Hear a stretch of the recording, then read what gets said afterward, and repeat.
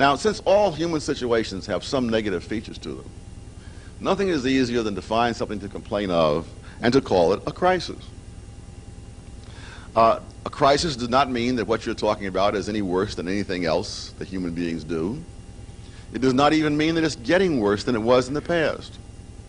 In a remarkable number of cases that I've looked at, the thing that is called a crisis has in fact been getting better for years prior to the policies. Now, after you've convinced people there's a crisis, you have your solution. This is sort of a four-stage thing. First comes the crisis, then comes the solution. Typically, the people who advocate this solution will say this will lead to beneficial result A. The critics say this will lead to detrimental result Z. Third stage, they put the policy in, and the result is that it leads to detrimental result Z. The interesting part is the fourth step, where the people who attribute this detrimental result to the policy are accused of being simplistic for ignoring the complexities of the many factors involved. Moreover, the only cure for this new bad situation is more of the same policy. Let me give a couple of examples. First, the war on poverty. Now, the purpose of the war on poverty was not to prove that if you took money from here and put it there would be more money there than there was before. The purpose of the war on poverty was to end dependency on government handouts.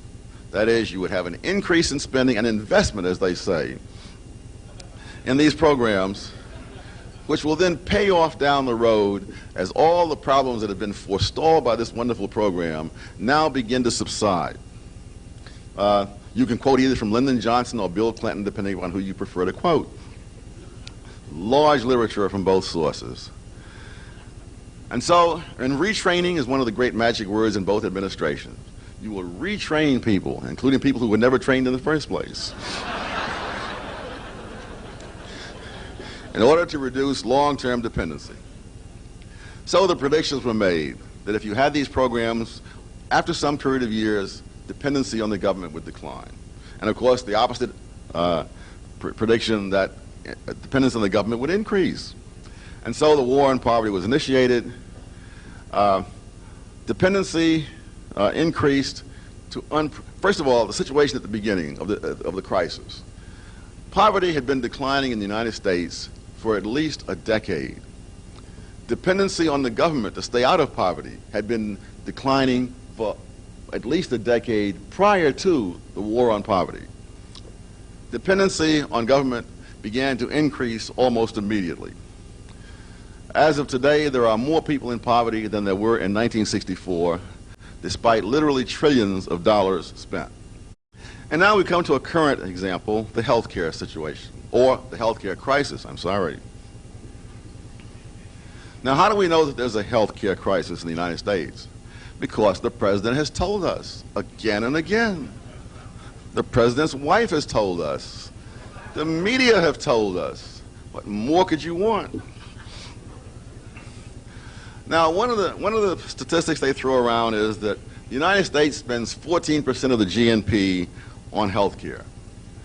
No reason is given why a higher or lower number would be better.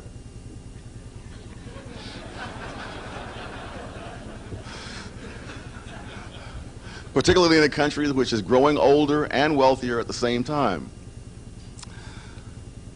Germany and Japan are held up as models because there they only spend 9%. I'll get back to Germany and Japan a little later.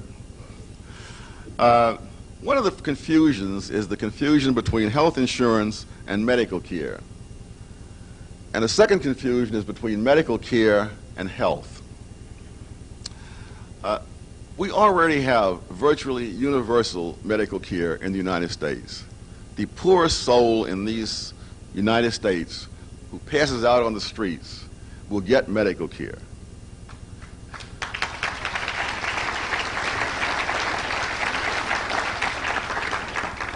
He may or may not pay the hospital, but he will get medical care. The other thing is confusing medical care with health. There are tremendous differences in longevity within the United States. Mormons in the United States have a life expectancy a decade longer than the average white American. Is this because the Mormons have extraordinary medical care? Or could it have something to do with the fact that they don't drink, they don't take drugs, and they don't go around shooting each other?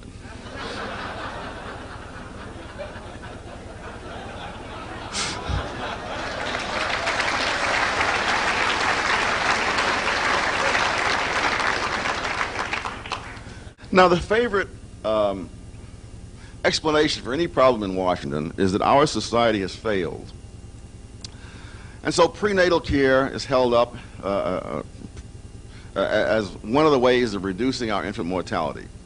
One of the faster ways of reducing our infant mortality would be to collect the statistics the way they do in the countries we're compared to. Which is to say that when a very underweight baby is born in the United States, all kinds of medical treatment are given to that baby. And when the baby dies in spite of that treatment, that baby becomes part of our infant mortality statistics. In many other countries, no such effort is made to save that baby. And when that baby dies, that is counted as a stillbirth, not as infant mortality. So it's much faster to reduce infant mortality that way, to make ourselves comparable to the people we're being compared with. A couple of years ago, there was a study which showed that prenatal care was not as common among blacks as among whites, and that there was a higher infant mortality rate among blacks. The immediate conclusion was, clearly, it was one thing was the cause of the other. Again, being sort of battle-hardened about these things, I sent away for the study. And on the very same page where the statistics showed that blacks had higher infant mortality rates and lower prenatal care, it showed that Mexican Americans have even less prenatal care than blacks and lower infant mortality rates than whites. And if one were to thumb a few pages on, one would discover that Americans of Chinese, Japanese, and Filipino ancestry likewise had lower infant mortality rates than whites and less prenatal care. The conclusion I would draw is that there is no connection between prenatal care and infant mortality. But of course, that's not a politically popular conclusion. There'll be a lot of bureaucrats out of work if we start thinking that way. Getting back to Germany and Japan. In Germany and Japan, people have more doctor's visits for the same disease and shorter visits each time.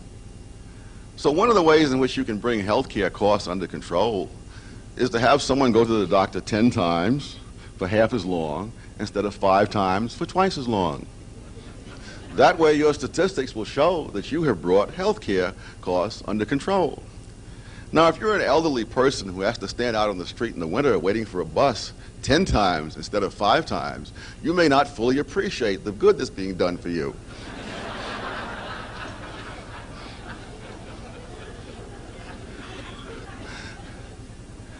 One of the confusions that runs through the whole health care issue is the difference between controlling costs and controlling prices. Let me look at some of the cost differences that exist. An American doctor pays 14 times as much for malpractice insurance as a doctor in Germany. Nothing that the administration has said is likely to reduce that cost. In fact, given the political support of the Trial Lawyers Association for Bill Clinton, I doubt seriously if that cost will be reduced at all. Controlling prices is something very different. Nothing is easier than to control prices. You issue a law saying it is illegal to charge more than X for product A. They've been doing this not only for centuries, but literally for thousands of years. The Emperor Diocletian, back in the days of the Roman Empire, had price controls. Had exactly the same consequences as price controls under Jimmy Carter. Diocletian's reaction was very similar to Jimmy Carter's. He wondered why people were so greedy. Now, one of the reasons the United States has higher costs is that we have better health care. It was fascinating to watch the president say that we have the best health care in the world. Yes, the best does cost more. you can always pay less and get less. But only by going through the government are you likely to pay more and get less.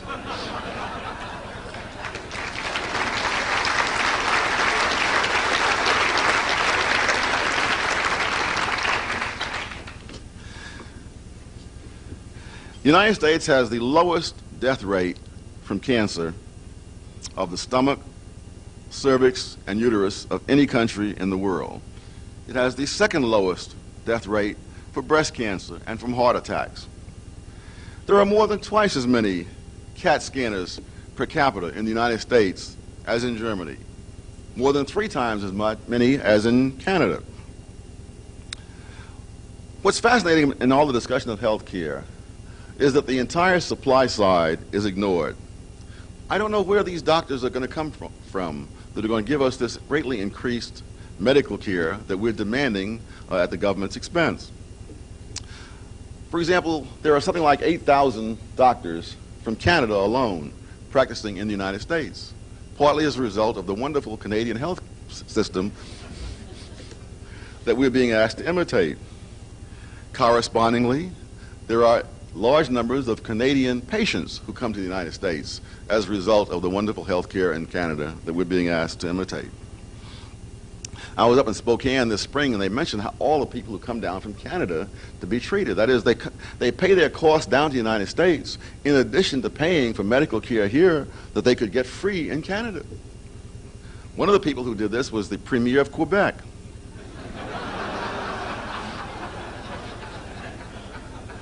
I told them in Spokane, just wait a while. After a while, we'll have our health care system, and Americans will be going up to Canada.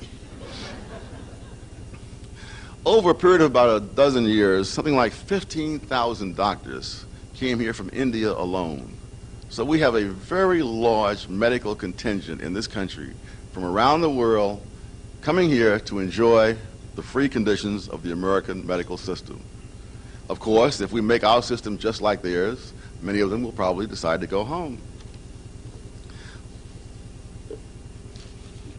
What's really lacking in so many areas is a lack of knowledge of the role of prices. There's a notion that prices are just things that people set up arbitrarily on their own. I call it volitional pricing. You decide that you want to charge this. Some prices are high because people are greedy, and other prices are low, presumably because they're not so greedy. When I was teaching at UCLA, I used to tell the people, if that's true, then it must be that proximity to the ocean increases greed, because all the housing prices near the ocean are far higher than they are inland. As you go east into the smog, why, the prices go down. And it seemed to me that proves that smog is an antidote to greed.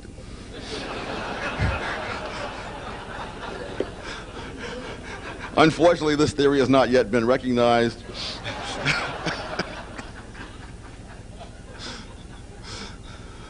There is no sense that prices are conveying some underlying reality. In fact, I have a book coming out this fall which is called Is Reality Optional? And unfortunately, among many intellectuals, the answer will be yes.